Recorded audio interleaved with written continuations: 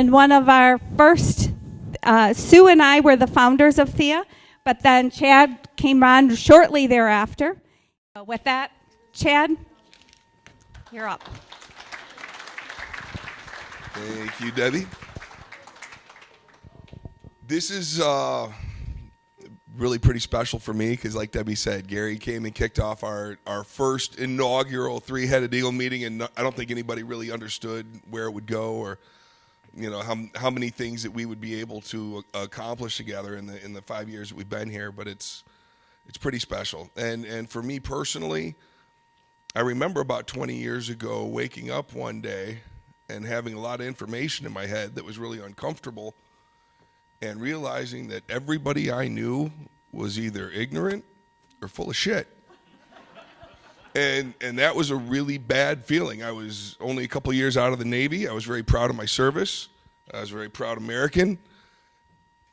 But there were 2 buildings that fell at free fall speed in front of everybody in this country, and not a single engineer, professor. There was a whole lot of people that I thought would be taking care of the adult business because I was in college as a bartender.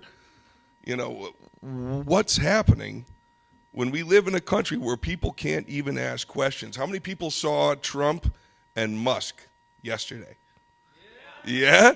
That's the importance of the media. That's the importance of their inability to restrict media. Well, back then, when I didn't have anybody around that I could go to and ask questions, to this day, I can't tell you what happened, but I can tell you what didn't happen. I can tell you where the lies were. And I met a crazy guy screaming at the top of his lungs, making signs by hand, burning videos and putting them out everywhere. And now that man is Gary Franchi, and he's got one of the top news channels on the internet, period. It outperforms a lot of the big corporate channels with regularity, but the goalposts have been moved. And if it weren't for people like Zach Vohries to come in and stand on truth, these engineers that they have to depend on to control all of our media, if those people stand up en masse, if they're as brave as Zach was, this whole thing changes very quickly, but everybody needs to be brave. And we need to realize how late it is in the game, and that these are the people we need to rally behind and be strong, because you need the media. You need the people protecting the media. You need the groups protecting the vote.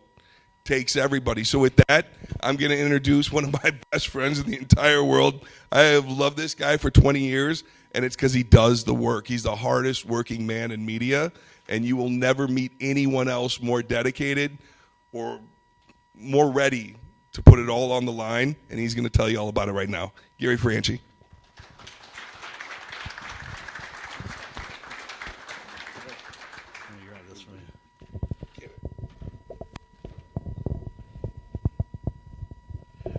Wow, it's great to be here. Last time I spoke 5 years ago, it was a back room of a bar. And we have graduated. And now we're in a country club, we got bartenders, and there's so many more faces. This is really exciting. And it's not unlike the very beginnings of my own journey. 20-some years ago, I had a projector and a screen in a coffee shop in Chicago. And we would have these meetings, we would show films, we would get everyone energized with information, because I've always had something to say. But in order to say it, you have to have a means to get it out there. You have to have people who are going to listen. Not everyone listens, unfortunately, and that's to their peril. But we would go out in the streets, we had DVD towers, replication towers, and we would burn DVDs by the thousands. And we would go out into the streets, and we would pass them out. One year we had, I think it was 5,000 DVDs that were sent to us by Jason Burmis, with the producer of Loose Change. And we went out to the Chicago Half Marathon, and we had satchels full of DVDs, and there was thousands of people at this half marathon. And as the runners and their families and the participants and the spectators would be departing, we'd say, thank you for running. Thank you for running. Here's a free gift. Here's a free gift. Similarly, years ago, when I was working with Aaron Russo, who made the film America, Freedom to Fascism, And in fact, in St. Charles is where I saw that movie at the Arcada Theater. Changed my life. Because I saw that when I saw that film and I saw the message presented by a Hollywood producer, Bette Midler's manager, the guy who made Trading Places. This guy had Hollywood behind him. But he decided he was going to go after the Federal Reserve and the IRS, and he was going to reveal the police state that was coming down in America. So I came up with an idea where we would wear windbreakers. And the windbreakers said AFTF on the back, America, Freedom, to Fascism. And we decided to go out to the post offices on April 15th, as all the cars were lined up, dropping their last-minute filings into the mailboxes, and we would hand them the DVD of the film. Thank you for filing. Here's a free gift.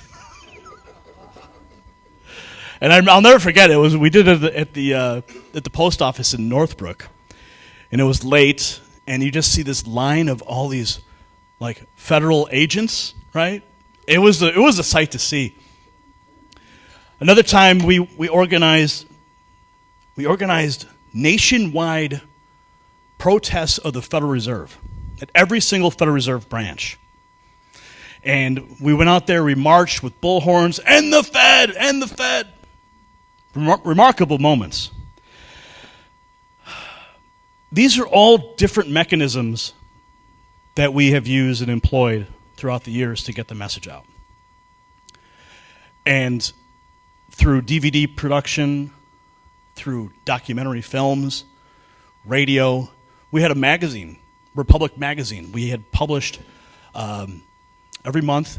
I was the managing editor. My wife would sit in the garage in the wintertime, freezing. We had to install a special heater in the garage just so she could box up these things. We would take them to the post office and get those big carts. You've seen those big carts at the post office, massive canvas buckets, and we'd bring them into the post office. We'd ship them out across the country. One of the ways that we were able to distribute so many, we had subscribers, of course, but one of the ways we distributed them is we had this email list. And we put out an email and we asked who out there can't afford a magazine? Who's an activist who has the drive and the heart to pass these out, but just can't afford it? Sign up here. So we get lists of like 700-800 people from all over the country that just wanted to do something. So then we went back to the email list and we said, hey, we got 800 activists here, and they all want magazines. For, $50, you can get 100 magazines. And then people just lined up, bought the magazines, we shipped them out, and the activists would hit the dentist's office, the doctor's offices, and they would just drop them in those waiting rooms. And we were just seeding the message all across America. We call that the Sponsor a Patriot program. It was very successful. Now, I decided at one point, because we were doing like these underground Chicago public access television recordings in this activist basement in Chicago. This wild guy. Do you remember what his name was? With the hat. It was this wild guy. You remember him? He had a cape and this crazy wild guy. He let us use his basement space, and we went to Home Depot, bought some lights and a table and some fabric and some cameras, and we started recording stuff and putting it on Chicago Public Access. And we just kept growing from there. We made documentary films, as I mentioned. Alex Jones featured in pretty much all of them. And doing radio from a laptop in a studio apartment in Chicago. I was a security officer. I used to check the locks on the back of semis that were bringing tobacco into the company that made Skoal and Red Man and all that. And I had to check in the ATF quite often, as they would come in and they needed to inspect all the tobacco.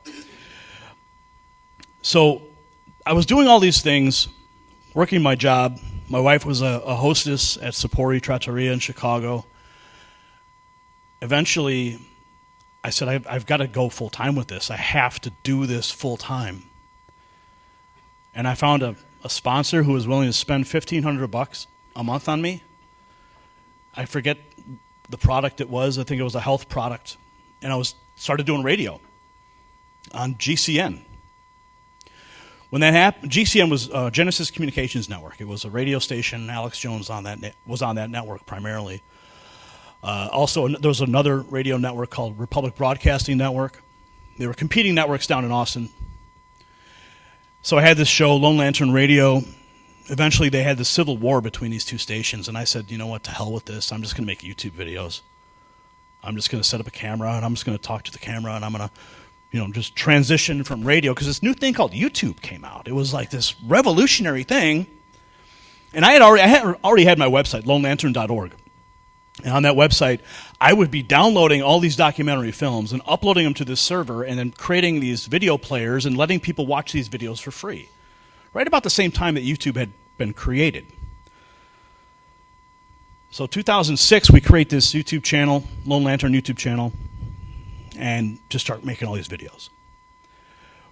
I meet Aaron Russo at the Arcada.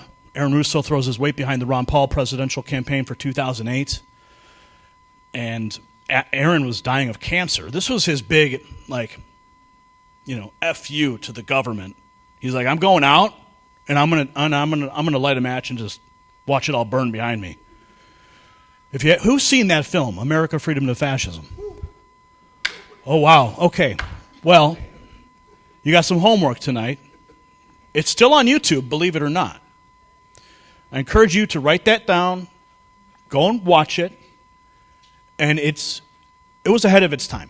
What's the name again? Well, America, Freedom to Fascism. So Aaron was having some difficulty with the distribution of the film, and he called me in and asked me to help him. I helped him with that, and eventually, sadly, he passed. And before he passed, he handed me his email lists and his websites. And he said, Gary, just keep it going. Keep the message going. And that's exactly what I did. 2012 comes around. Now it's time for Ron Paul to throw his hat back in the ring. Ron Paul's like, I'm going to run, and we're all excited. And this new entity comes out. They're called super PACs. Like, what's a super PAC? Sounds kind of cool. And I'm just like this naive activist who just was, 2 years ago passing out DVDs in the streets in front of the Art Institute and getting spit on, and our camera's broken. I'll make a super PAC. What do I know? Now I'm playing with the Federal Election Commission. Yeah, talk about the frying pan into the fire. So we created this PAC called the Revolution PAC, and we started to make commercials during the Republican primary, supporting Congressman Paul and attacking like Romney and all the other plastic men candidates. After that campaign, after that primary, we had all this momentum, all this energy, and we had this one donor from the PAC had a TV station down in Florida. And I had made an announcement that I was going to leave and I was going to start my own news channel. And he's like, okay, well, why don't you come down and make news for me? I said, okay, that sounds great. So we started producing news in Aurora and transmitting it through servers down to South Florida. 12 million people could watch us on the broadcast channels there every night. Eventually, it was a very, very strange moment for me because I was going from this activist, very vocal and very pointed, opinionated type of person to now I had to completely center everything. I had to go from outspoken to I can't really speak. I have to be an objective journalist now. which was like, I didn't really like doing that, but it's what I had to do to keep the message going. And I would bring guests onto my show who held my opinion, who held my positions, and I would ask them the questions, and I would bring the truth out in that manner. That's the only way I could do it. Eventually, that relationship fell apart, but not before we had already amassed 45,000 subscribers on our YouTube channel, which was really significant. Brand new channel, Next News Network, 45,000 subs. I leave the channel, I leave the station, and now I can present my own production however I want to say it. The channel started to take off. Now, I started the channel with a specific intention because I wanted to make sure that there was never an occasion that would happen again where they would take my candidate and throw him under the bus and destroy him, like I saw the GOP do, like I saw the mainstream media do to Ron Paul. I was so disgusted. They would call him a racist and all these things. All the things you hear now with Trump, you guys, I'm sure you guys are no strangers to the rhetoric that the media continues to label conservatives. We're extremists. You know? What, because we pray? Because we love our country? Because I'm married to a woman? You know? And that's why I said, never going to let this happen again. Come around 2016, the channel starts growing, the 2016 election, and we had this viral video that went nuts. And now we had, at the time, so we determined we were going to stand behind President Trump and his campaign, 2016. Video started going viral. We were questioning Hillary's health. She was coughing and choking and falling, and all these things were happening, but the media was like, oh, no, she's fine. Kind of like what they're doing with Joe Biden. Oh, yeah, he's fine. Nothing to see here. The guy can't walk up steps. He can't finish sentences. And the media is just telling you there's nothing to see here. He's in the prime of his health. So we were doing this. We were questioning Hillary's health. And then, of course, when everybody saw her fall and get thrown into the side of her truck or her bus at Ground Zero, it was undeniable. It was kind of like the debate moment that we all witnessed when Biden went up against Trump and just, it was a train wreck. Very similar. It was an undeniable moment, and the media said, okay, well, maybe something is wrong. Well, fast forward, Donald Trump gets elected. The media starts screaming fake news. Hillary's like, it was fake news that elected Donald Trump. Obama's screaming, it was fake news. Donald Trump steps out and he goes, no, you are fake news. Remember that? When he started saying that, it was a direct reaction to what they were claiming was fake news.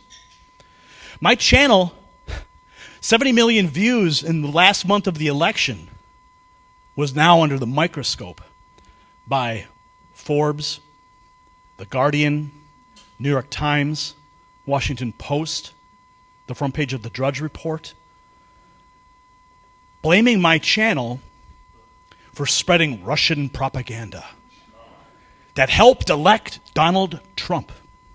That's what they claimed. I wouldn't call it Russian propaganda. I would just call it was truth. Now, the reason they wanted to call it Russian propaganda is because I couldn't get any perspective from domestic news. I would have to go to international sources.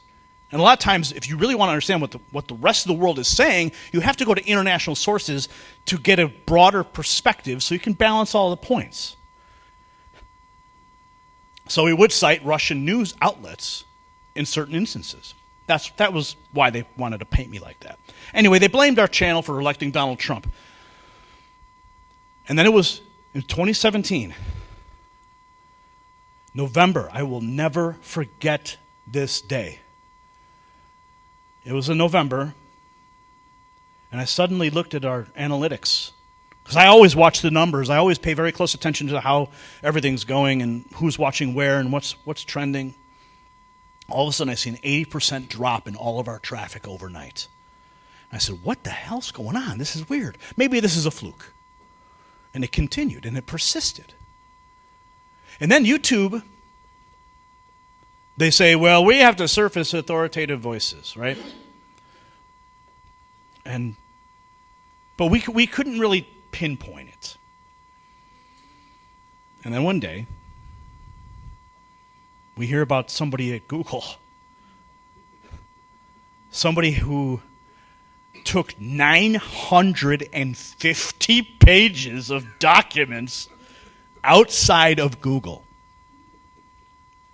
I said, oh, wow, what did he take? What's on those documents? So I find myself going through the pages of this guy named this Zach Vohries guy. Who is this guy?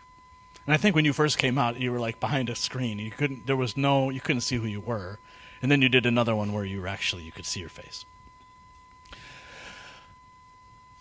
I'm going through the documents, and there's a page, ranking classifier page, at the bottom of the list, and I'm sure Zach will explain it better than I will, but it basically had numbers next to all these different news outlets and how they would rank them, how they would suppress the content.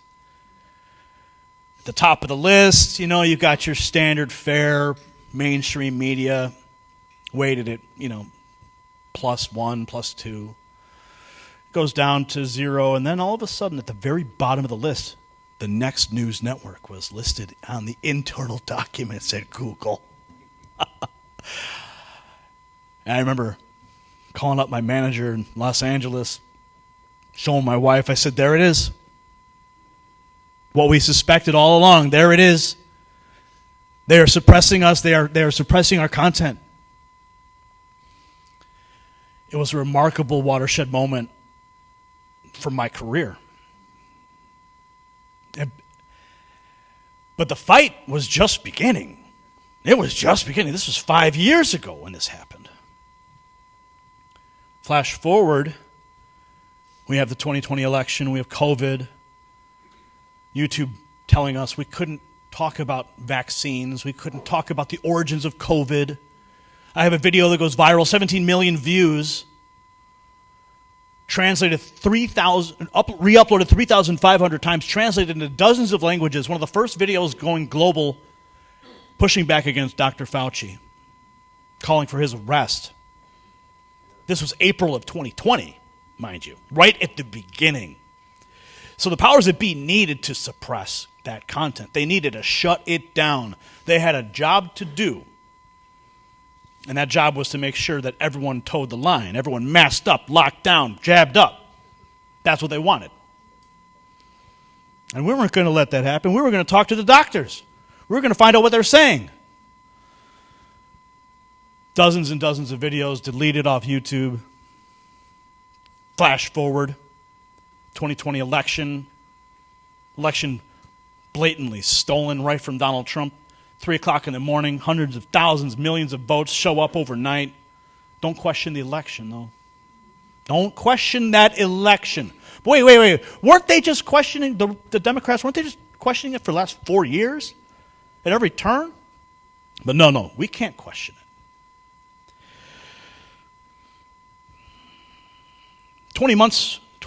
about 20 months ago, my channel was demonetized from YouTube, meaning that they will no longer run ads on our channel. The only reason they gave was because I had content that was harmful or hateful. Who? Who am I harming when I upload a video? Can you please show me the victim of my hateful content? I'm all in a suit. I'm reading a teleprompter. I'm talking about the day's news, and I'm harmful and hateful. Makes no sense.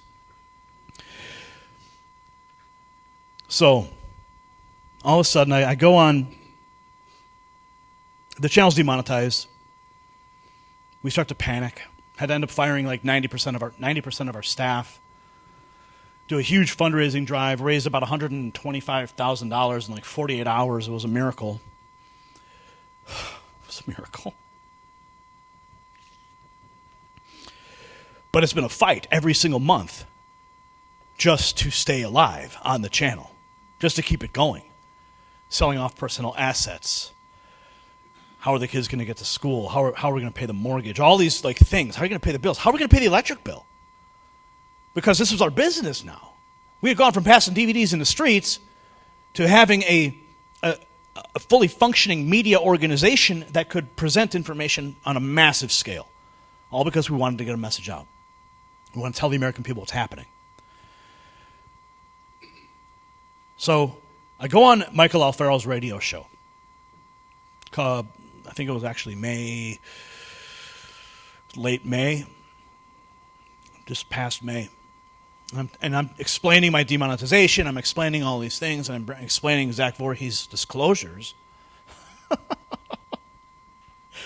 The next day, I get a phone call or a text, and Zach says, "I'm going in front of the Texas Senate." What are you doing? Yeah. I'm going to bring up your YouTube channel under oath on the Senate committee. What? You're kidding me. And he shared with me a portion of his testimony. When are you doing this? Tomorrow. Okay. Let's go. I wasn't expecting this week. I told my wife. She's elated. Finally, we have somebody who's going to go to fight for us. Zach goes and testifies, and you're going to see some of his stuff, what he says in that testimony. It was powerful and pointed. And the beautiful thing about what happened is that his testimony, along with others, the Texas Senate Committee on State Affairs voted unanimously on a bipartisan basis to grant subpoena power to the committee to go after Google and go after YouTube to prevent them tipping the scales of the election in Texas, along with determining how information is controlled using my YouTube channel as a template for other conservative YouTube channels. They voted unanimously, and they said, we're going after Google. And I immediately called Chad. Chad. Chad used to pass out DVDs with me in the streets, could spit on with us. Good old days, right? And I call Chad and I go, Chad, you got to get Zach. You got to get him in at Three-Headed Eagles. Schedule him right now. Get him booked. He's got to come out here. He's got to tell his story. And as luck would have it, on Friday, that Texas senator sent a letter to Google. It was one of those nice letters before the nasty ones come. And it said, you will comply with our document request to find out what you guys are doing behind the scenes, because Texas is pulling back the curtain. Don't mess with Texas. And the unique situation here is that Texas has jurisdictional power with this Senate committee. And I'm sure maybe Zach will speak to this as well with respect to how Google operates, and if you try to sue Google, they're going to hold it into their jurisdiction out in California. Your disclosures and discovery process will never see the light of day because you'll have a judge who will be venue shopped until they find one, and your story will never get out. Well, they can't do that in Texas. They have to. It all has to stay in Texas, and it can't even be removed from Texas to a federal judge because it's only Texas authority for this whole process. So Google and YouTube, they are backed into a corner. And they have until August 30th. The press release went out on Monday. And now I present to you the Google whistleblower himself, Zach Vohries.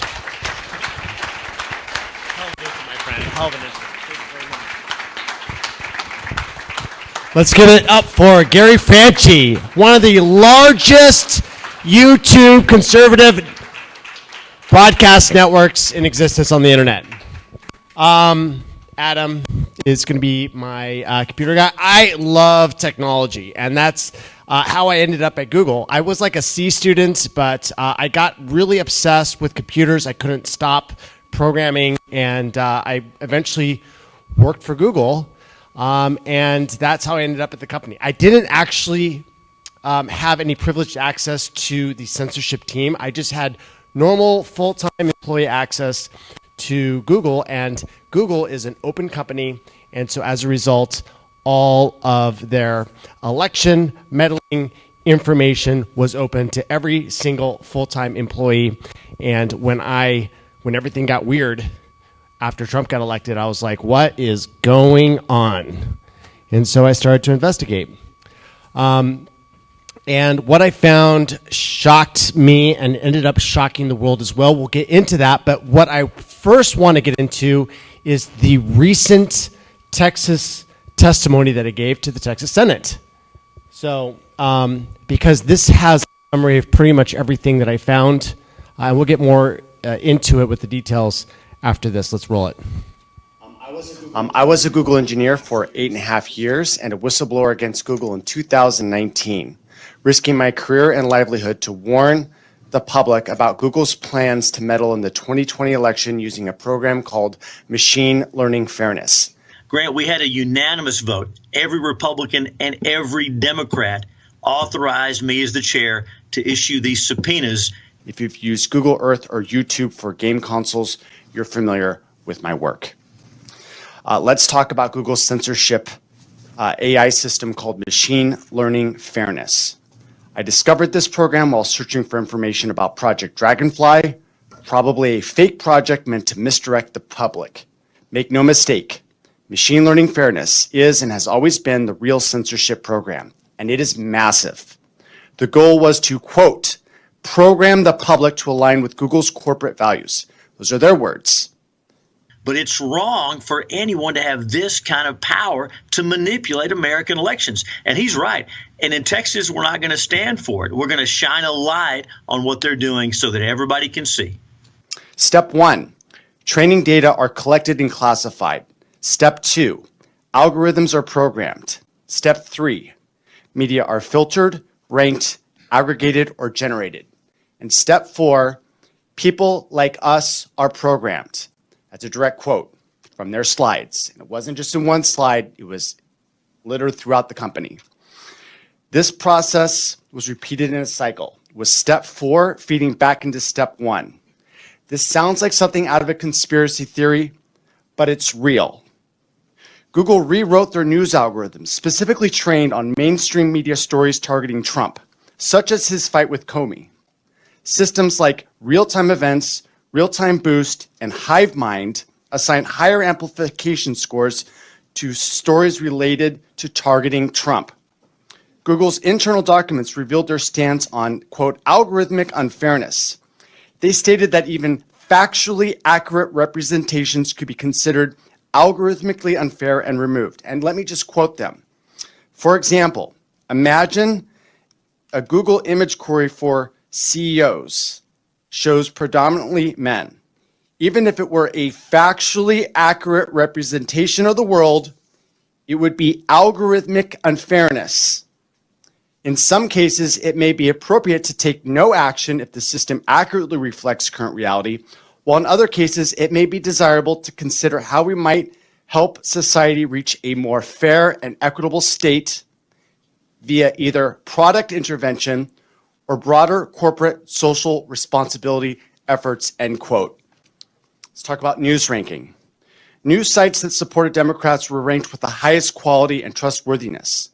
Here's a partial list. Wall Street Journal, 8.53. CBS News, 6.57. CNN, 6.0. Fox News, 5.2. Russia Today, 4.57. The Young Turks, 2.53. Alex Jones Network, negative 1.56. At the bottom of the list is Next News Network at negative 3.35. Let me reiterate, the foreign propaganda outlet Russia Today was scored 7 points higher than the Next News Network, one of the top YouTube news networks in America.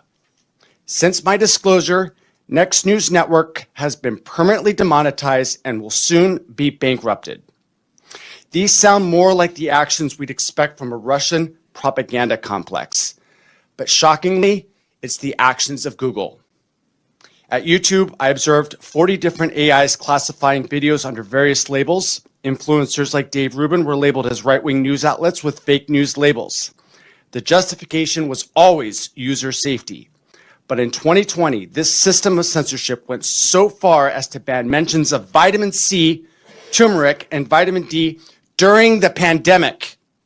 Anything that is medically unsubstantiated, so people saying like, take vitamin C, take turmeric, like those all will cure you. Those are the examples of things that would be a violation of our policy. Anything that would go against World Health Organization recommendations would be a violation of our policy. And so remove is another really important part of our policy. So you're not just putting the truth next to the lie, you're taking the lie down. That's a pretty aggressive approach. Despite public statements to Congress, Google has many blacklists, some literally named blacklist.txt. For example, the 8th Amendment of the Constitution of Ireland, shockingly, was blacklisted from YouTube.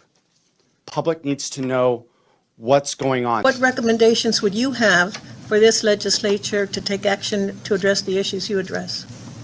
My recommendation is subpoenas would be filed against Google for any documents that have the name blacklist.txt related to Google, YouTube, and their news search corpuses. I would also ask that you subpoena their documents related to rankings of media outlets. Machine learning fairness is so huge, I don't even know how you would even swallow that. That is going to be such a huge bombshell that it just needs to get into the public disclosure. So it's those three things: machine learning fairness, blacklists, and their media rankings. Thank you. And specifically for you, what was the impact of your disclosure? One of the major stories of 2019, the biggest disclosure by Project Veritas, their biggest story they've ever had. We had two disclosures, one in June when I was anonymous. In August, I came out publicly after being raided by the FBI, including the bomb squad, Sheriff's Department, and SFPD, with a standoff that ended at gunpoint. So, and it was all due to a wellness check. And I just didn't want to come out, and so it just kept on escalating, and they shut down the streets from 20th of Valencia to 22nd. And I realized that if I don't come out, they're going to come in. So I came out at gunpoint, surrendered myself, literally Pizzagate, right? And if you look at Google Trends, you'll see that fake news trended one day after the Pizzagate released the files. With the Las Vegas massacre, that allowed them to inject their YouTube blacklist, which didn't exist prior to this event. And from there, it was like basically covering up, rumors that this was a false flag event. And then it went all the way down to, as I noted, the 8th Amendment to the Constitution of Ireland, right? And the last term that I saw when I disclosed this list was AMLO. Now, what does AMLO mean? That is the nickname of the Mexican president at the time. So, they started off possibly with noble goals, but at the end they were censoring constitutional amendments for our allies and presidential candidates in other countries. Well, how important is it that these subpoenas have been approved to go out? And do you know yet what specifically you'll be asking for? Texas Senate committees have subpoena power. We rarely use it. It's a big deal. We used it a couple of years ago against BlackRock, State Street, those firms through ESG that are taking Texas money and using it against us. We used it then, and we're using it now. It takes a 2/3 vote in the committee to do this because it's a big deal. Grant, we had a unanimous vote. Every Republican and every Democrat authorized me as the chair to issue these subpoenas to get this information because this affects everyone. You had Professor Epstein. It was a great clip you played. He also told us in the hearing, I'm not a Republican. I lean left. But it's wrong for anyone to have this kind of power to manipulate American elections. And he's right. And in Texas, we're not going to stand for it. We're going to shine a light on what they're doing so that everybody can see. All right. So, thank you. So, I'm happy to report that since yesterday, when this got announced that there was a documents request by the Texas Senate, one of the most top channels reapplied for reinstatement. Out of those 4, 3 got reinstated immediately. All right, that was Sarah Westall, Just Informed Truth, X22 report, and there's only one that got rejected, but he's going to reapply. Next News Network, it's your turn next to apply for monetization, and my hope is that he's going to get it. I mean, he is the one that's been discriminated against the most not because he's fringy, not because he's out there, but because he was the most effective content creator in the conservative space on YouTube. So how do we get to this point, right? So I'm a software engineer. I'm trying to figure out what is going on with all of the censorship. I originally thought that it was this project called Project Dragonfly that Google was talking about, their censorship engine. But it turned out that was a ghost. It didn't exist. It was a fake project. But searching through that, I found the real censorship engine. It was massive. And what I found out is that it was already being rolled out to every single corpus of Google's network. We're talking Google Search, Google News, YouTube. They had documents describing how middle management was going to describe the policies of this program to all of their employees so they could institute these policies. And so as someone that saw this, I said, well, we can't have a functioning democracy if we don't have free access to information. And so what I started to do is, as I see all these documents, I started to save as a PDF top. And pretty soon I had a treasure trove of 950 pages describing the entire thing in exquisite detail, how they were ranking media, how they were using blacklists, how they were putting their finger on the scale. And I said, they are preparing to rig the 2020 elections, right? And as this was happening, they were going to Congress and testifying that, we don't use political filtering. We don't use blacklists, right? Testified to Congress, and I'm sitting there watching this. It was Karen Bhatia, one of the senior representatives of Google, and he's saying we don't use blacklists. And so I just go in code search, the internal code search tool for Google, and I type in blacklist, and I go to blacklist.txt. Literally, they were so sloppy that they called it blacklist.txt, right? 48 pages of blacklisted terms, including the 8th Amendment to the Constitution of Ireland, anything you could possibly imagine. And what's really weird is that 90% of it was trying to prevent people from discovering information about whether a media event, like a mass casualty event, was actually a false flag attack. That's what they were really trying to cover up, right? All these little threads of people contradicting the media about what the media is saying, right?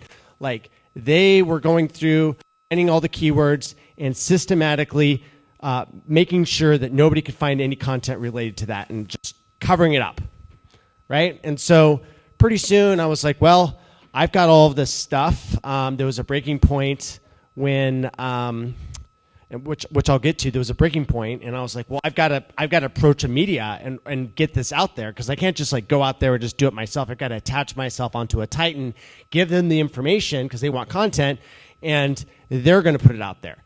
That group ended up being Project Veritas. And before I did the disclosure, well, actually, I did one disclosure, which was in June of 2019. But I didn't want to release all the information. I felt that would be a little bit too, vindictive. I was hoping that Google might actually change the ways. Well, these communists, they don't actually change the ways when confronted with their own crimes. They just double down, right? And so that's what happened. And they started to come after me. And so this is what happened to me when after I came out anonymously against them and we did our first story. And Adam, would you go ahead and play it?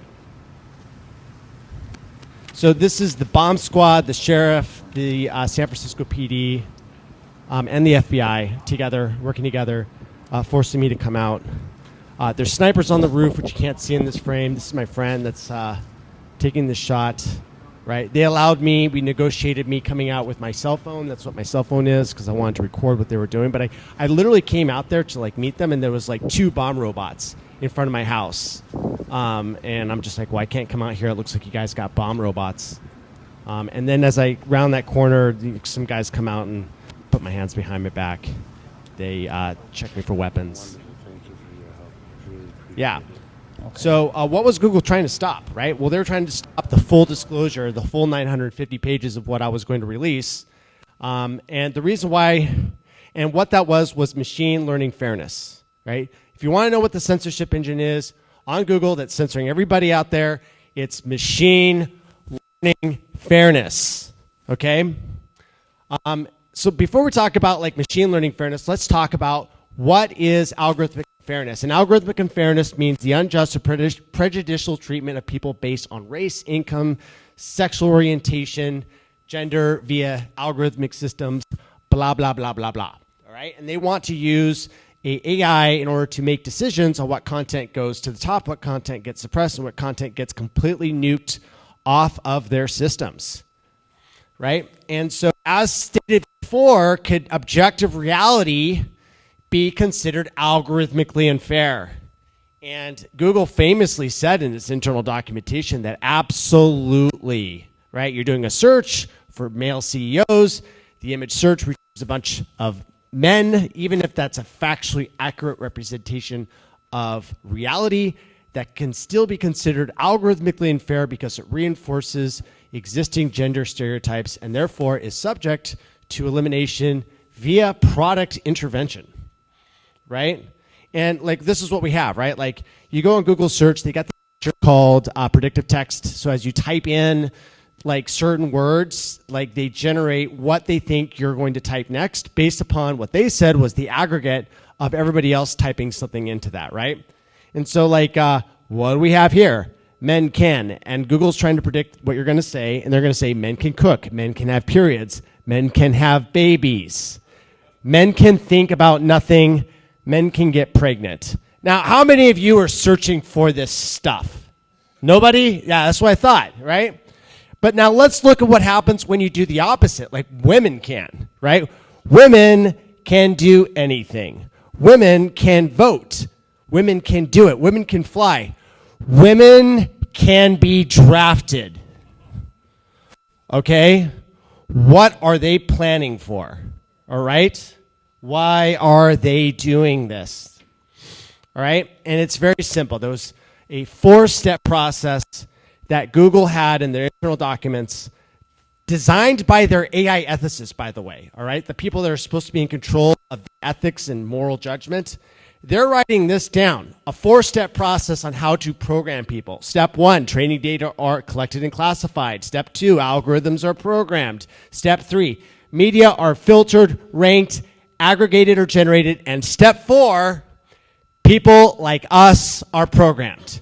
And this cycle repeats, right? Like now you got some programmed people, and then it goes back to the front, and then it repeats itself. And what they want is they want this iterative cycle where they continue to program us, and then what they do is that they gently shift us into what they want us to believe. It's literally like a mind control program, right?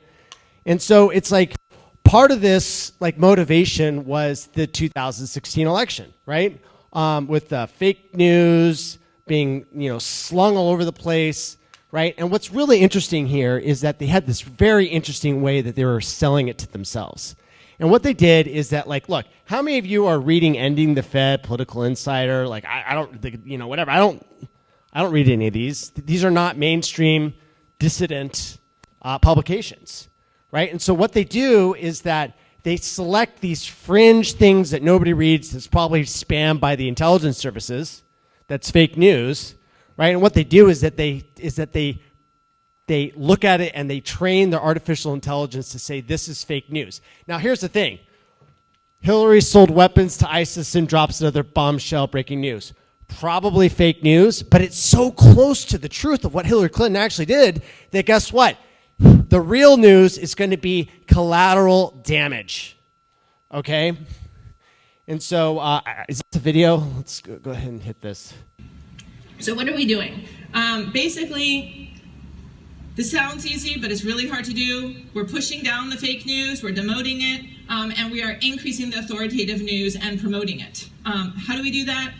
We have a whole system. We came up with trashy news where we have build classifiers, we identify it, we look for salacious, for clickbait, content that isn't, that we don't think is the authoritative news. It's just kind of encouraging people to look at, but it's not true. We're training, we added these instructions to our raters, and we've updated our classifiers, and we are working to understand, identify that with machine learning, and then to push that down. So this all happened in 2017, June of 2017 at the YouTube internal stream conference, right? And so she's just casually mentioning, like, we have never had an announcement. Oh, by the way, we're going to be using artificial intelligence to censor everyone, right? And so, like, without any of this, like, preliminary, like, announcements, she just goes up on the stage and just talks about how they're going to push down fake news and boost up the authoritative content. Who's the authoritative content? The Wall Street Journal, the New York Times, the ABC, NBC, CNN, right? Everybody at the top of the list. Who's the trashy, fringy content that they're going to suppress? This guy right over here at the bottom of the list at negative 3.75, right?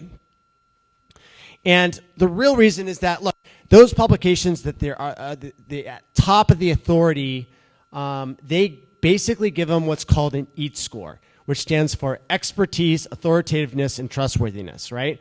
Why are they the most trustworthy? Because the entire Wikipedia, mainstream Mockingbird media is saying that they are the most authoritative, and they're all agreeing with each other.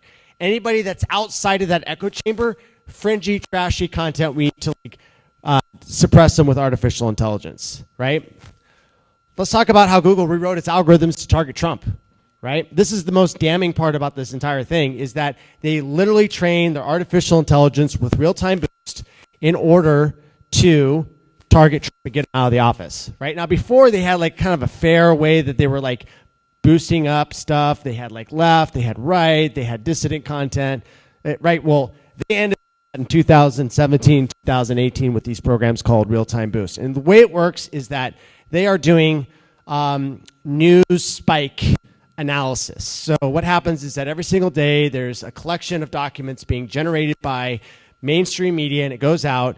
And what they're doing is they're trying to figure out like what are the news trends of the world, of the United States, right?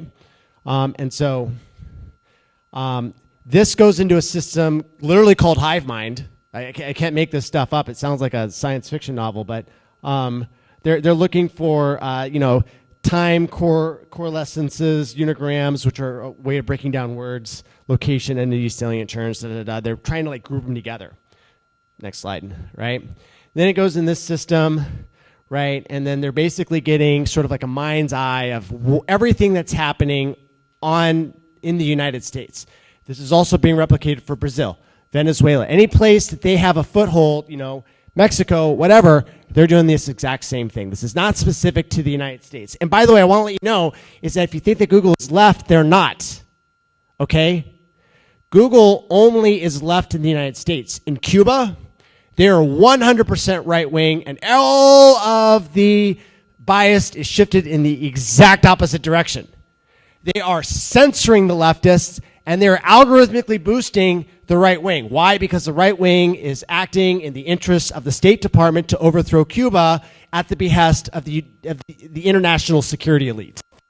Okay? So it's not like a bias, like, oh, they're just left-wing bias. It goes according to what the State Department wants to overthrow, right? And the reason why they're doing it here is because they want to overthrow us. Okay? So how do these stories, like how do they target Trump? Well, what they've done and what the Mockingbird mainstream media had insider knowledge on how this whole thing works is that what they found out and what Google designed is that if they had a number of stories that the Mockingbird media kept on doing, what would happen is that Google would give ever larger boosts in these stories. Okay, it's called clustering. And so if you ever look on Google News or like Google search, you're like, why does the media keep on talking about, like, why do they keep on beating the dead horse? This is why. It's this algorithm that Google designed, didn't tell the public about, and the insiders of the mainstream media were taking advantage of it and exploiting it so that they would get to the top of all the Google search results. That's the reason right now, if you search for Donald Trump, you're going to get stories about Kamala. And if you search Kamala, you're going to get stories about Kamala and negative stories about Trump, right? The mainstream media just keeps on generating this stuff, and Google, as a result, keeps on boosting it up. So what was their test case for all of this clustering stuff? It was literally Comey and Trump having a fight about this fraudulent Russia hacking of our 2016 election, right? Like they took this fake event where Russia hacked our election, and they assumed that it was true. And so they said, well, how can we change the way that we boost news stories so that we can make sure that everyone knows that Russia hacked the election, right? And then we find out later that they didn't hack the election. Now it's official. But guess what? The scaffolding did its job, and now the algorithm is actually in place so that the mainstream media can continue to abuse the system, right? Here's some events. Here's some stories that are going to get clustered together to get algorithmically boosted. Next slide. Right, Trump pulling out of the Paris Agreement. This is another test case that they used, right? And what they did is that they moved on to alternative health censorship, right? And this is what you get. They don't want you to be healthy, right? They don't want you to take vitamins, right?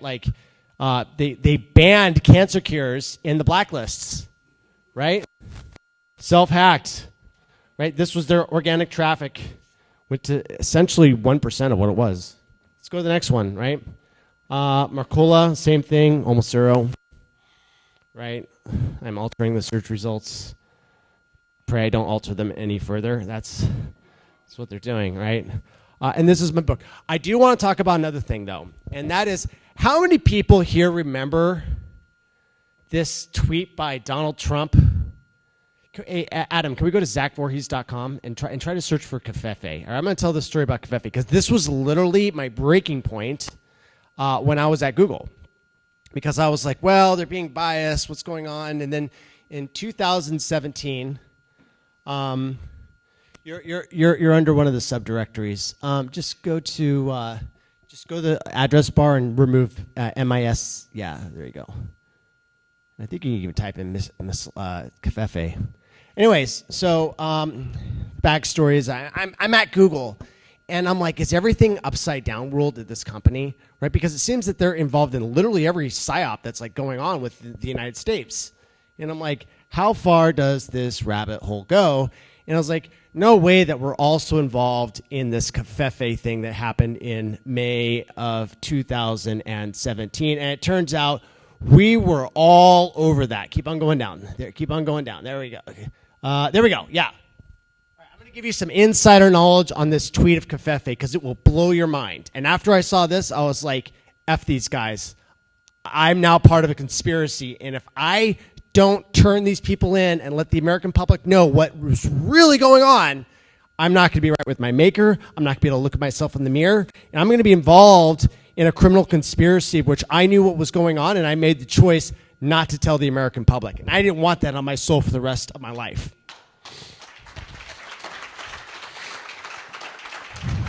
All right, so let's get into it. So Trump goes to Saudi Arabia to make a peace deal. He's there for 3 weeks. He comes back May 2017, and he says this tweet at 9:06 p.m. Eastern Time, despite the constant negative press, Covfefe, right? What does that mean, coffee? I don't know. It sounds weird. What's Covfefe mean, right? And then he said this next tweet as a follow-up 6 hours later, who can figure out the true meaning of Covfefe? Enjoy, right? Now, Covfefe, what is that? Now, why do you think he might know that word? Maybe because he was in Saudi Arabia for 3 weeks. Maybe they, told him something, some ancient term, right?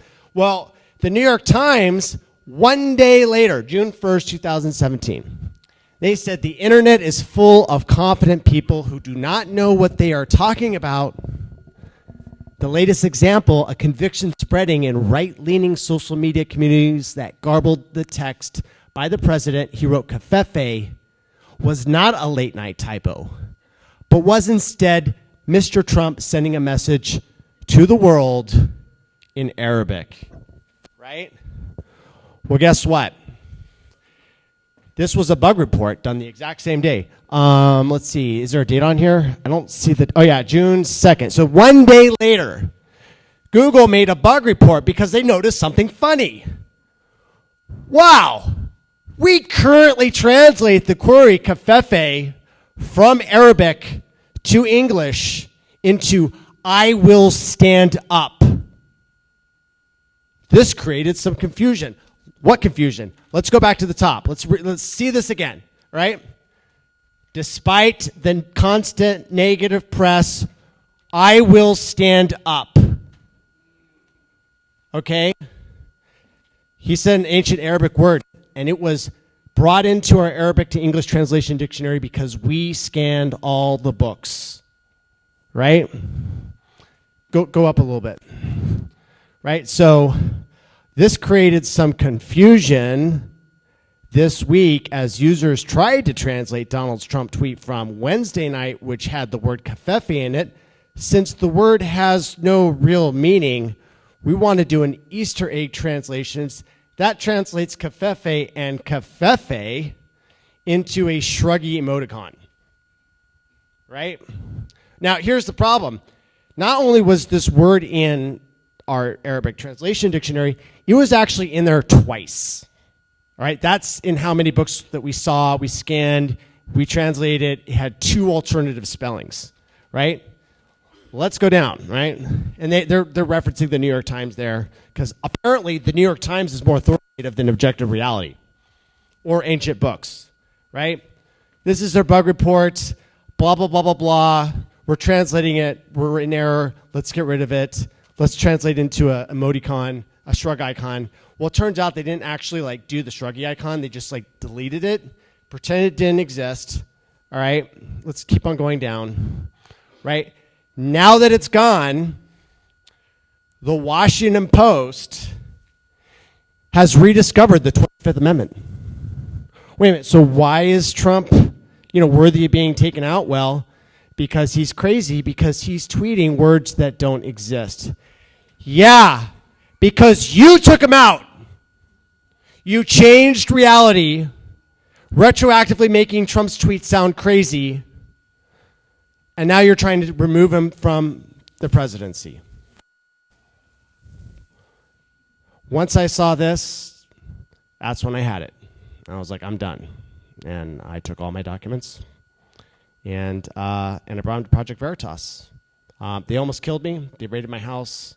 And now it looks like after all of this mess, now the light is returning, and one by one, all of the accounts. And by the way, these accounts, that the top Trump positive counts on YouTube, do you know why they got purged?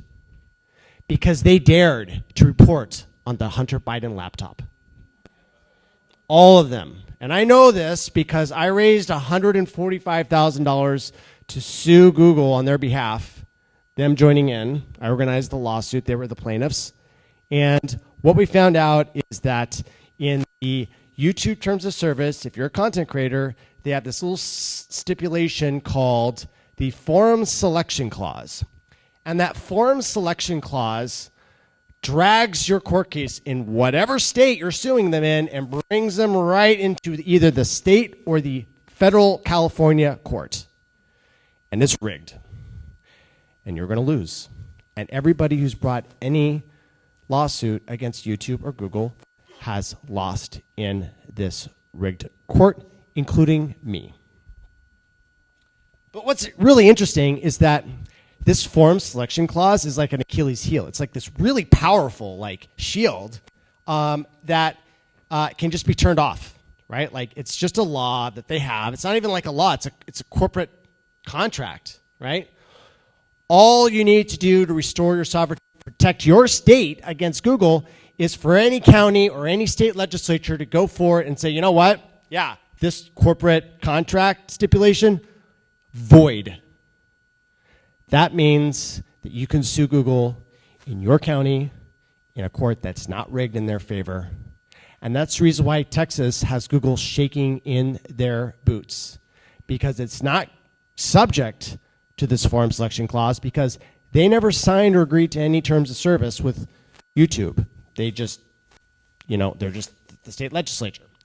And so what they're going to do is that they're going to bring Google and YouTube and the rest of big tech, and they're going to bring them into Texas court, right?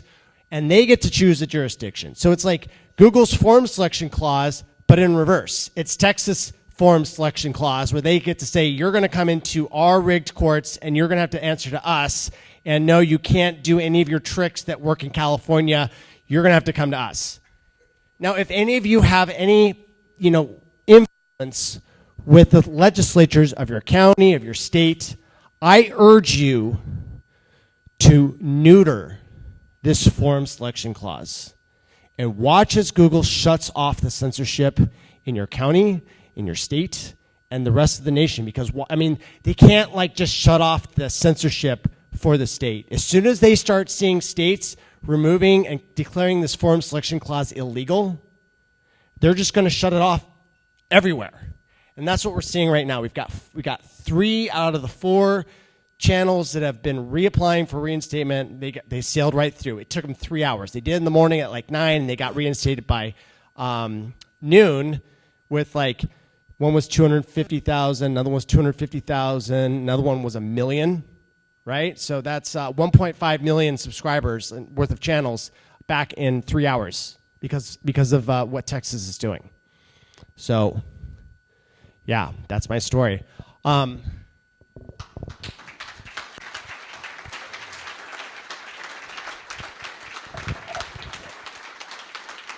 Thank you. Thank you.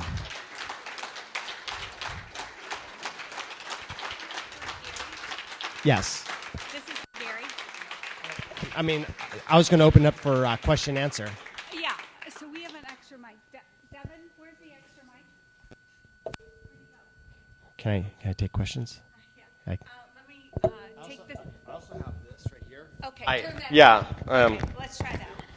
Okay. Yeah, so I've also got this, so I don't even need the mic. I just like holding a microphone. It's kind of like a Dumbo feather. So anyways, you've got a question, sir. What can I say? My name is Michael O'Toole from Rockford, but I grew up in suburban Cook County, born in Chicago. A lot of Americans feel that Google has so much monopoly with all the different things that Google's involved in. They forget that Congress controls commerce and Google is part of commerce. You as a software engineer, having worked, I think you said 8 years for Google, do you think that I'm correct in what I just said? Yeah, so they would be under subject of international commerce, but Congress granted them this Section 230 immunity, right? And what Section 230 immunity in its plain language described is that as long as they acted as a neutral platform and not as a publisher, then they would be granted immunity from any lawsuits stemming from the content that their users posted. And so we thought for a very long time that they could never, ever censor anybody. It was antithetical. And they sort of played along with this game. And then all of a sudden, when Trump came on, they're just like, oh, we're going to censor everyone. And everyone's like, well, what's going on? How are they not violating Section 230? And it turns out that there's this legal trap in the language that is different depending on whether they are a publisher or the publisher. Right? And so you can read it, and everyone's going to be like, oh, they can't do this. This is illegal. But somehow some trickery, double wording, double meaning of the words means that they actually can do whatever they want, and they have full immunity from anything that they do. And that's the way that the courts have interpreted it, and we're trying to defeat that. There's one guy, Jason Fick, that's been on this warpath for 5 years, trying to get it overturned on a personal vendetta. And apparently it's something that it's some sort of agreement between the U.S. State Department and big tech, some sort of immunity clause in exchange. Now, here's something that somebody told me, and I don't know whether it's true, so I'm just going to preface this by saying this is a rumor. The rumor is that Google agreed to hand over all of your data to the NSA in exchange for blanket immunity for anything that they could possibly do. Yep. Hopefully it's going to happen. AT&T got broken up by a judge, Judge Green,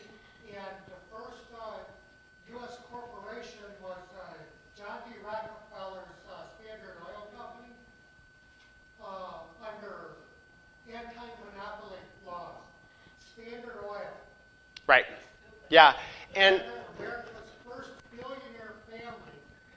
let me add to that in that we just had good news in that last week a judge did declare that Google is now officially a monopoly as a finding of fact, and so going forward now, people can sue them on the basis that they're abusing their monopolistic power, right? So that's great. I believe that they are going down. And I want to talk about more why I think they're going down. Right? We see two major trends happening in the search engine market. Right? One of them is that we have the introduction of artificial intelligence. We got these chatbots, and they're amazing at being able to find information and cut through all the crap. Right? And so people are searching less, and they're using chatbots more. The secondary effect of this system is that everyone realizes that if they just open up all of the data, these chatbot companies are going to grab it, they're going to train their AI models on it, and they're like, we don't want to give them a free lunch. They're just appropriating the total sum of our 2 decades of work and just using it to train their AI. So what we see is we see websites shutting down, which means that search is getting more worthless as chat systems are getting better. And so what's happening is that now people are searching less, and Google acts like they're a multi-technology company, but that's what monopolies do to hide the fact that they're a monopoly. They're like, oh no, we actually have a smorgasbord of technology-related products, right? But Google is actually just a search engine company with a bunch of toy projects that they kill after 5 years. And so what's happening is that Google search is done, right? It's not going to sustain a behemoth. It can sustain maybe a company 1/100th of its size. And right now they're going based upon their momentum and their dominance, but in the future, Google as we know it is not going to be around. They're going to collapse, they're going to implode. Something like DuckDuckGo, which is like 1/1000th of the size, can do all the work that they're going to do. And so you're going to see a crash. What are the elites going to do? They're going to get in the regulatory hooks and say, oh, look at us, we broke up the monopoly, right? But it's already imploding. But they're going to come in there, they're going to declare them a monopoly, they're going to grant themselves a whole bunch of power to regulate the internet. That's how this whole thing, I believe, is going to play out eventually. But hey, at least they're going to be, stopped and, broken up at some point. And what's really good about that is that YouTube, which Google owns as a wholly owned subsidiary, needs to get hacked off, needs to be separated from all of the artificial intelligence censorship that they're doing, including machine learning fairness. I have a question. I don't know if any of you heard this week about what happened to Tulsi Gabbard. Anyway, if you saw trending on Facebook, it said, search Tulsi Gabbard on DuckDuckGo and on Google. And it was shocking the difference of what was shown on Google versus DuckDuckGo. Nothing was said good about Tulsi on Google, and DuckDuckGo told the truth. And so it's worth just for the heck of it to try that. I don't know if you saw that or heard that, but yeah, I saw a little bit of that. Yeah. Mm-hmm. So it just is an interesting. I thought, wow, this is perfect timing when I saw that, and I thought this is exactly what we're talking about right now is how things have affected her. So I encourage all of you to do that, to look that up. I have a question about your chat search, your GP chat. We're using it to detect a lot of things in list maintenance for the voter list.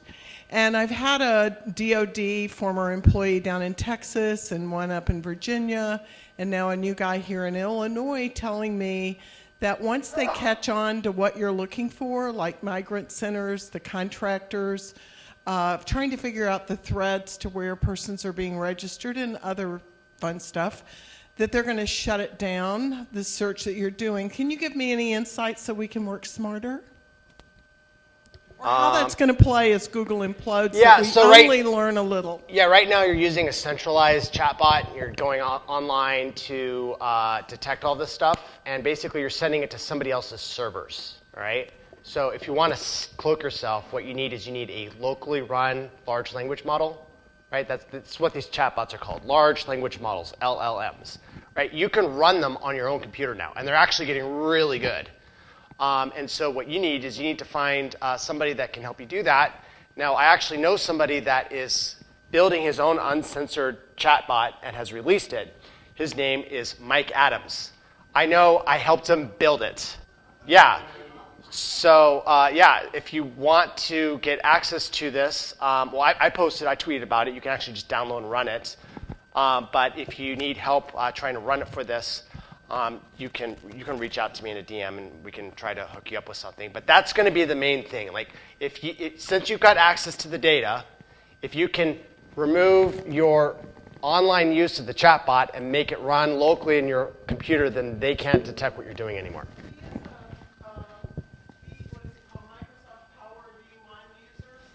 Who is?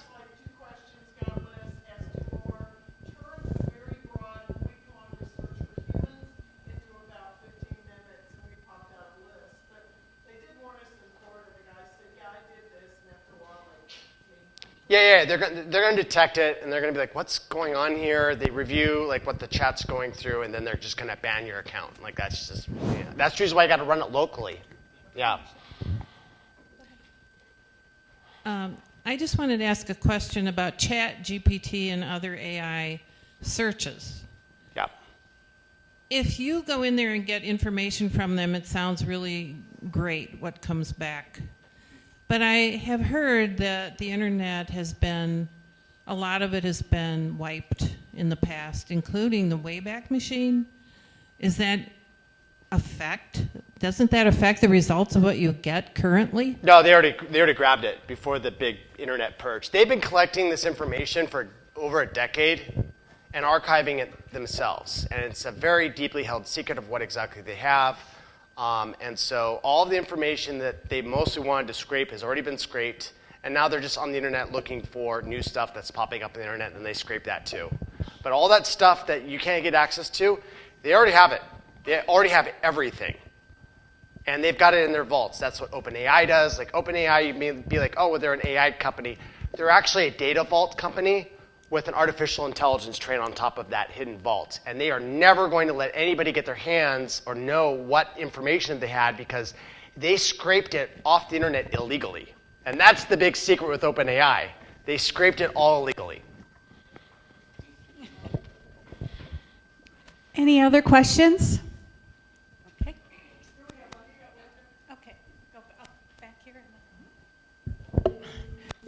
And speaking about scraping data, could you go into elaborate more about that? Yeah, scraping data. What does that mean? So when I use a web browser, I go to Google, let's say, and I do a search, and a bunch of search results come, and I click through that. Well, we can automate all of that, right? And you can automate it either the fast way, where you just do a GET request, and the servers just give you all the information. But usually they're a little bit more intelligent, like, oh, it looks like you're just accessing it like a bot, so you actually use a Chrome browser that has like a puppeteer on it. You're the puppeteer, and you create this program that basically says, go to the site, enter in this search term, hit the submit button, like a puppeteer, and then read all the links, right? And that's what we call scraping. Like, we save the results. Like, we're scraping the data that this server thinks that it's serving a human, but it's actually serving a bot.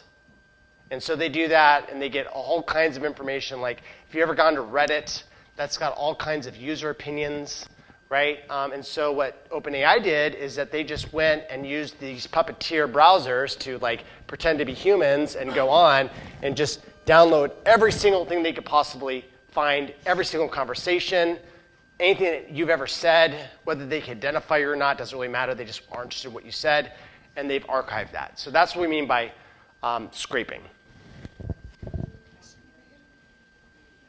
Yeah, while this is, first of all, thank you so much. It's just great presentation. What alternatives do we have right now while this is playing out? I mean, can Microsoft help? How can we get to the truth today without Google?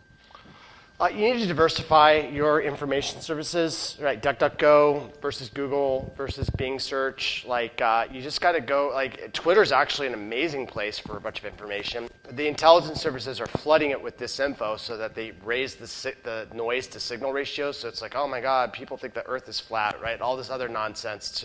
You can't. It's hard to find the signal. But Twitter is really great. Using alternative search engines is really great.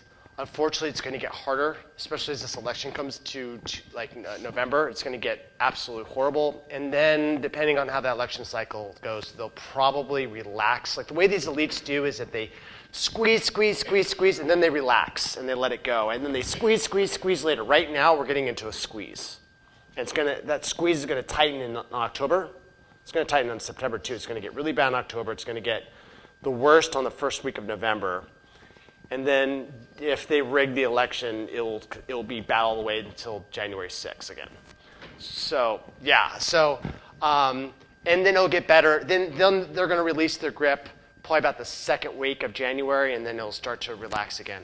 So the thing is that go to Twitter right now, follow people that have good opinions, and it will blow your mind what some of the really good people are saying. What are some good people that you follow, Chad? Alex Jones. Alex Jones has been really right, more so than CNN, for example. Right? What? What's that? Duran? Not sure. Oh, yeah? There you go, Duran. So ask your friends who they follow on Twitter. Look, we're entering into a new age of information, right? You used to get your information from the broadcast networks, including print and media, and then the internet happened, and all of a sudden we went from one to many to one to one. I can follow this person. Actually, it's not just one to one; it's many to many, right? And that's why everyone's addicted to social media, is because like, oh my God, there's all these ideas out there, and you get lost down these rabbit holes, and it's absolutely fascinating. Like the reason why I blew the whistle on Google is because I'm actually addicted to social media. Like I'm addicted to information. And it's why I'm very popular despite having blown the whistle 5 years ago, is because I look at all these different opinions and I'm able to discriminate, okay, this sounds like something that's planted by the intelligence services and fake, and this is what sounds real. And then I construct theories based upon the information I see, and then I make predictions, and then I've got one of the best track records for predicting what's going to happen in the future. And that's the reason why I go on these podcasts and all this other stuff.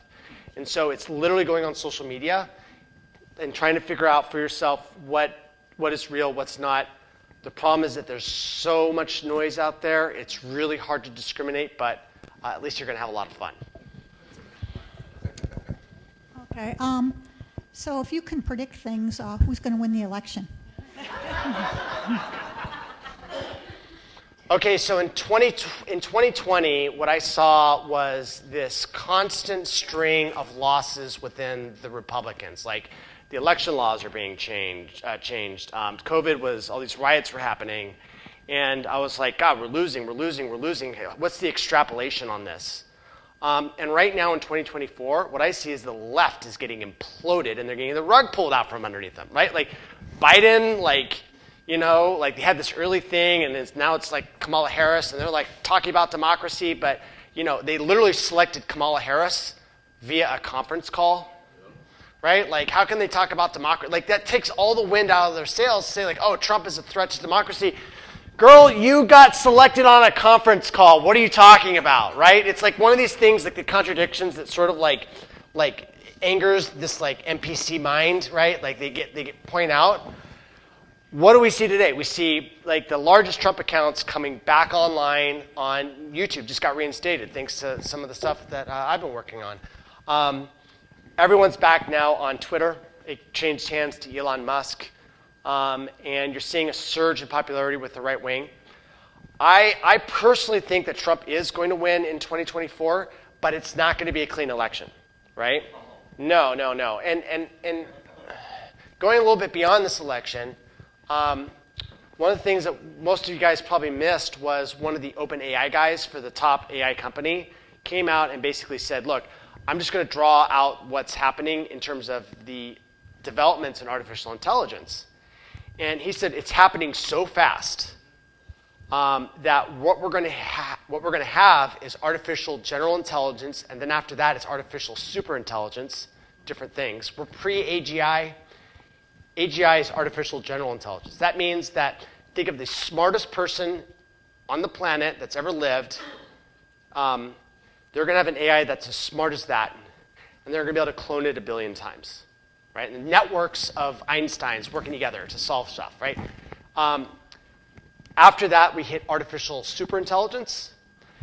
And what that is that it's been theorized a long time ago that the last invention that mankind ever needs to make is something that's slightly smarter than itself, and then they just replicate it, because then if it's as smart as us, it's going to be able to develop even better artificial intelligence.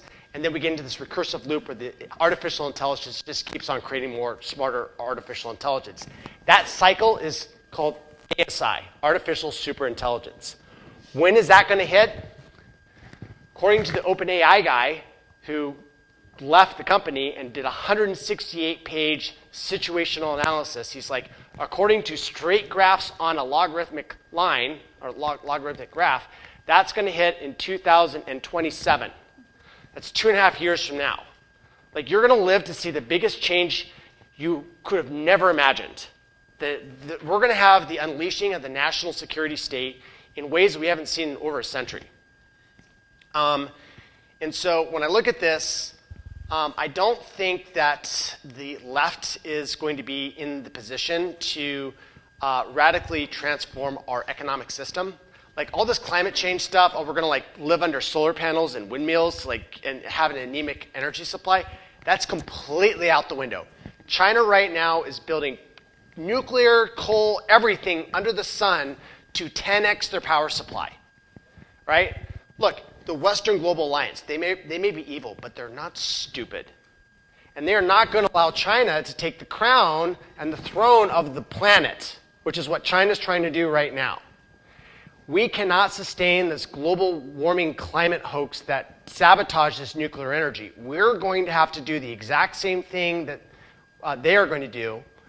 And there are going to be so many changes that are necessary that we basically need to have some sort of soft reset. Not the Klaus Schwab, like we'll eat the bugs, but a energy reset and a transfer of a human-centered economy. And I don't agree with this. I'm just saying this is what's going to happen. We're going to go from a human-centered economy to an artificial intelligence-centered economy.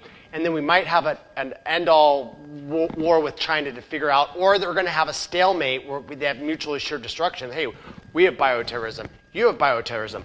We've got the Samsung auction. You've got the Samsung auction. All right, let's just have a stalemate for the next couple decades, right? And then figure out who's going to outgrow the other. That's what I think is going to happen. The left is ill-equipped to do that. Their minds are too blasted with propaganda. They need to have a right-wing revolution in order to have that energy revolution necessary to compete with China. Biden's not going to do it. Kamala Harris is not going to do it. Trump absolutely is facilitated to do that energy revolution. So that's why I think that Donald Trump is going to win the 2024. I think that they're going to try to do all of their election cheating again, and that it's going to get exposed, and we're going to be like, oh my God, it turns out the election cheaters was happening all along, and then we're going to have a giant purge. It's going to be like the Reagan era, but 10x. But maybe I'm wrong. Maybe I'm wrong. Hi, I do have one more question. Sometimes when you're searching, it seems like I didn't even search. An advertisement pops up. I didn't even search for it. I didn't discuss it with someone like the phone was hearing it. I just thought something, and all of a sudden I see an ad. How is this happening that it's almost like reading our minds or something? Yeah, if you get like an ad like, oh, do you have dementia? Like, start to worry, because they have this predictive thing where they figure out like trends. Like if you do this one thing, then you've got like whatever. And so a lot of times they're doing predictive things based upon your buying habits. They try to figure out what you're actually looking for. Women get hit with this before they get their periods. Like, why am I getting? Oh, I got my period, right? Also, they are listening to you through your cell phone. So, yeah, the fully paranoid version of that reality is also correct. Yeah. So I want to thank Zach for coming tonight. We greatly appreciate your speech tonight. Thank you. But even more so for standing up for the American people, for doing what's right and standing up for us. So thank you for what you've done. Thank you, Gary, for getting in the fight. We appreciate for what you've done. We all want freedom of speech. We need to stand up, just like President Trump said, and fight.